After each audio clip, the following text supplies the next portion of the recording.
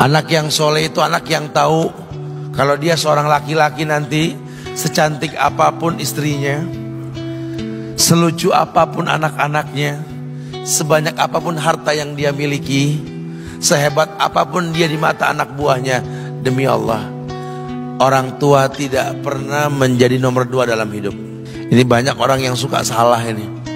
Cuma gara-gara dunia, orang tua panjang mata menanti kedatangan anak. Jangan ya. Jangan. Anak yang soleh tahu sekali, sampai kapanpun ibumu, ayahmu. Sampai kapanpun. Dunia nggak membuat dia lupa ada berkah keramat dunia hidup di atas muka bumi ini. Dia nggak repot datang ke makam-makam para wali. Orang tua nomor 1 yang dia temui. Ini orang hebat. Ini banyak di antara kita makam-makam didatengin, di mana saja didatengin, ngalap berkah. Orang tua panjang mata, berlinang air mata menanti, mana anakku? Mana pohon yang pernah kutanam? Mana pohon yang pernah kurawat? Kudengar dia sudah mulai berbuah. Ingin kurasakan buahnya. Berani mengeluarkan dana jutaan untuk hal-hal yang gak disyariatkan. Ini orang tua panjang mata. Rela gak rela, orang tua kita akan mendengar dan melihat. Ma, aku pengen nikah, aku pengen berkeluarga, Ma. Ya orang tua ya seneng lah. Cuma kalau inget metik buahnya belum terasa, ya ada perasaan kayak gimana gitu loh. Karena dia tahu setelah ini dia akan menikah. Bahwa anak orang ada kehidupan yang berbeda yang bakal dia rasa. Orang tua makin hari makin rentan, bukan makin seger. Yang perempuan dibawa orang, ya Allah. Baru kemarin perasaan mainin poni ini anak perempuan kita, betul. Baru kemarin mainin kepangan rambutnya, ya Allah. Ya Allah, baru kemarin perasaan saya titah dia, titah, ya Allah. Belajar jalan, bisa berlari bawa sesuatu, coret-coret tembok, aduh Masya Allah. Sekarang udah gede, dibawa orang, ya Allah, Masya Allah. Yang laki dekat sama mamahnya. Baru kemarin tangan mungilnya kita tuntun, kalau kelepas dia nangis, betul. Sekarang tangannya keker besar, tangan ibunya keriput, betul.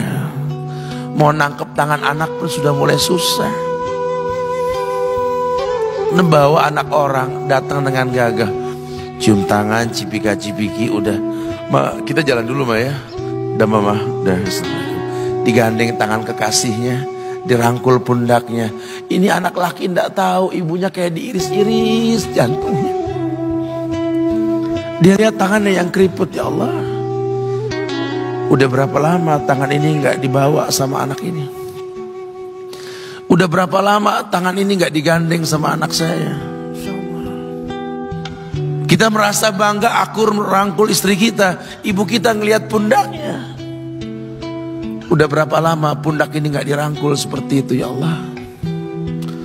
Dulu aku berdandan secantik-cantiknya, ku dandankan anaknya, ku bawa di hadapan kawan-kawanku bangga.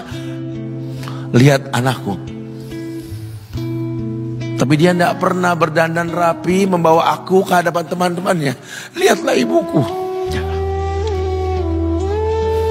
Ibunya sudah kebayang, ya Allah, ini anak bakal minta nikah sebentar lagi. Yang wajar kalau orang nanam pohon pengen metik buah, wajar. Ini buah belum terasa, pohon sudah mau dibawa. Kebayang tidak?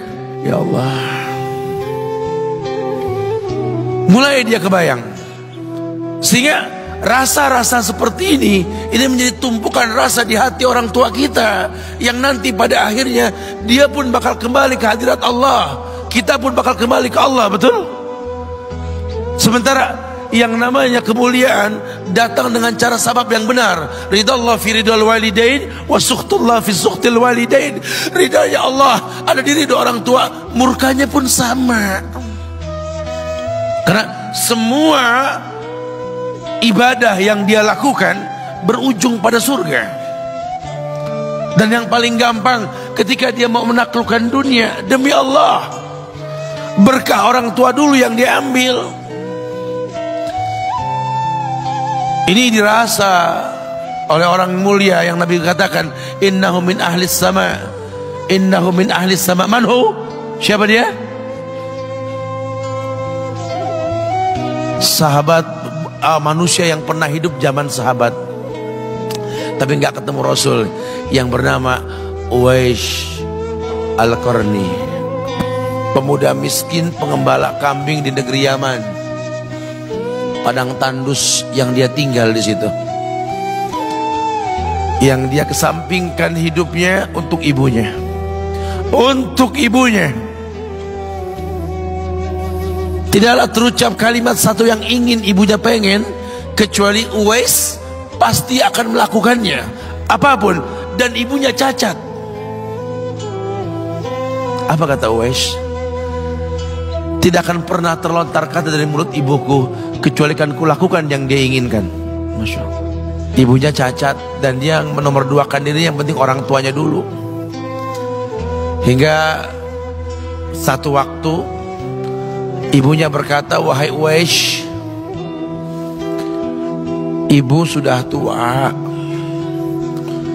Andai kematian mendatangi ibu, ada beberapa keinginan yang ibu pengen merasakan keinginan tersebut. Mungkin enggak ya? Apa Bu? Katakan. Ibu pengen haji. Bengong, wes, ya Allah Bu, ini Yaman, Hadramaut, yang sekarang saja pesawat itu bisa 3 jam menuju Saudi itu. 2 jam lebih lah menuju Saudi. Ini lebih jauh lagi, kebayang berapa ratus kilo, berapa ribu kilo, nggak tahu. Ya baiklah ibu. Kata Uwais, aku tidak pernah menolak permintaan ibuku, tapi kali ini aku tidak bisa menjawab karena mikir gimana caranya ini. Apalagi dia seorang pemuda yang punya penyakit sopak, ada tanda-tanda putih di bagian badan itu kayak pano besar gitu tuh. Udahlah, terserah gimana nantilah. Yang penting ini nomor 1 dalam hidup ini. Dia beli seekor anak sapi, digendong tiap hari itu sapi sama si Uwais menuju puncak gunung. Turun lagi, gendong ke atas, turun lagi tiap hari. Sampai orang bilang, Uwais gila no. Orang sapi dipiara, dia digendong tiap hari naik gunung yang tinggi. Sampai nggak berasa, dikatakan 8 bulan dia lakukan itu. Sehingga terbentuklah fisiknya yang bagus karena olahraga tiap hari bawa itu sapi. Dan sapi itu makin berat, dalam hikayat dikatakan sampai di atas 100 kilo itu sapi. Kemudian dia tetap gendong ke atas dan dia yakin, bismillah saya yakin. Sampailah bulan haji, ibu naik ke pundakku, digendong ibunya dari negeri Yaman. Subhanallah, gak ada yang gak mungkin. Lihat, dibawa ibunya ke Mekah, bertawaf di Ka'bah, dunia menyaksikan. Bahkan hikayat mengatakan dia sempat bertanya kepada sahabat Abdullah bin Umar, aku telah menggendong ibuku dari negeri Yaman menuju Mekah, bertawaf di Ka'bah ini. Sudahkah aku membayar jasa ibuku? Apa kata sahabat Abdullah bin Umar? Bahkan satu hentakan napas pun ketika melahirkanmu belum terbayar. Bahkan satu hentakan napas pun ketika melahirkanmu belum terbayar. Dia selesaikan tawafnya. Dia selesaikan tawafnya.